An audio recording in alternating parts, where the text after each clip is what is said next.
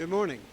Today we'd like to present the clamped inductive double pulse test fixture, and highlighted in this fixture is the Rohm 300 amp 1200 volt power module.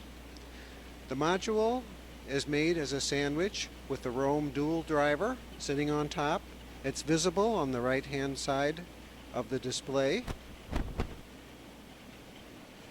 Here we have a schematic diagram that shows the wiring for the fixture.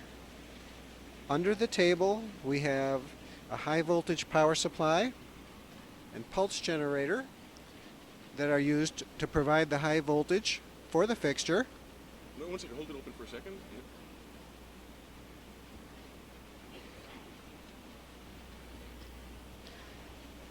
The supply is set to 650 volts. The voltage appears across the two capacitors you see at the rear, 100 microfarad capacitors.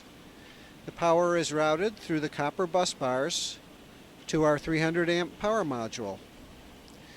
What we're going to display on the oscilloscope is three things. We're going to display the gate voltage into the lower MOSFET here. It's a half bridge device. We have our load connected across the upper MOSFET, as you see here. The load is a 75 microhenry inductor, and the inductor is visible in the bottom of the fixture, the coil in the bottom.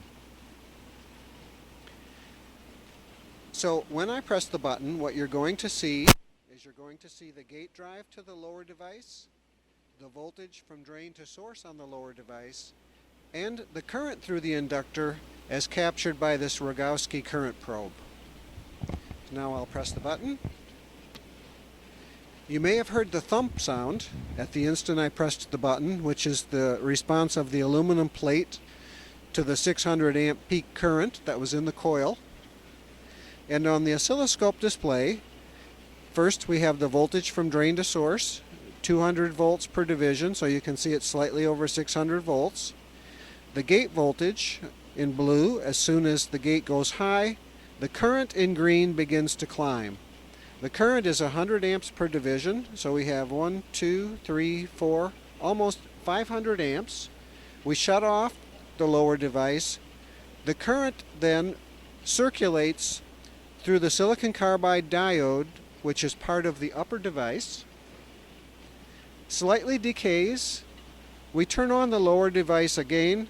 The current resumes and continues on its path to the full 600 amps. At that point we shut off the lower device.